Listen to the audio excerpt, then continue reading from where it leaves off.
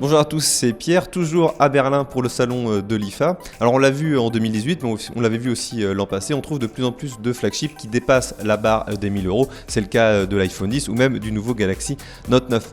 Heureusement, on trouve aussi de plus en plus de flagships à des prix particulièrement compétitifs. Alors c'est le cas du nouveau Pocophone F1 qui a été annoncé bien récemment par Xiaomi à 329 euros. Et c'est aussi le cas du nouveau ZTE Axon 9 Pro annoncé par le fabricant chinois. Alors on retrouve une fiche technique assez intéressante avec un Snapdragon 845, un double appareil photo avec un objectif grand angle et un design moderne. On a eu l'occasion de le prendre en main ici sur le salon et je vous propose de découvrir mes premières impressions sur cet appareil.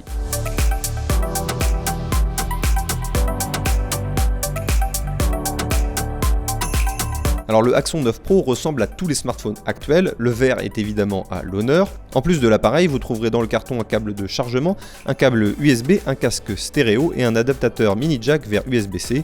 Oui, le Axon 9 Pro n'a pas de prise mini jack. À l'avant, nous trouvons un grand écran AMOLED de 6,21 pouces au format 18:7 par 9 qui utilise une définition Full HD, c'est-à-dire 1080 par 2248 pixels.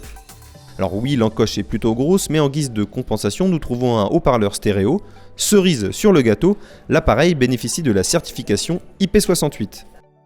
Un autre petit truc intéressant au niveau de l'écran, l'appareil a une puce de Pixelworks qui modifie les vidéos et des jeux pour avoir du 60 fps, comme le font certains téléviseurs exactement. Les démos de ZTE sont convaincantes, nous avons pu voir un film en 120 fps, mais il nous faudra bien sûr recevoir notre modèle de test pour nous faire une idée plus précise du potentiel. Continuons avec l'appareil photo. En plus du classique capteur de 12 mégapixels, l'Axon 9 Pro propose également un appareil de 20 mégapixels avec grand angle. Vous y trouverez également plusieurs fonctionnalités intéressantes telles que le mode bokeh. À première vue, je trouve le grand angle excellent et il me tarde de recevoir le téléphone pour le regarder plus en détail. Au niveau du software, ZTE opte pour Android Oreo 8.1 et ne propose rien de superflu. Nous trouvons donc un Android très proche de celui de Google. Je trouve très pratique la fonctionnalité d'espace privé, vous pouvez l'utiliser pour protéger vos fichiers ou vos applications des regards indiscrets.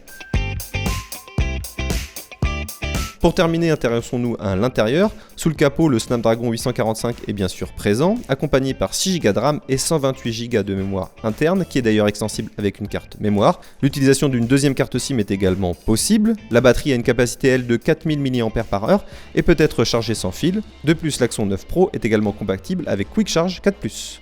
Alors ce ZTE Axon 9 Pro arrivera dès le mois d'octobre dans nos contrées. Je vous l'ai dit, son prix est bien en introduction, 649 euros. Alors c'est un peu plus cher que le OnePlus 6, mais à l'inverse, c'est bien du smartphone de OnePlus. On retrouve bien un son stéréo, une étanchéité sur l'appareil de ZTE. Donc voilà, plein d'atouts dans les mains de ce téléphone.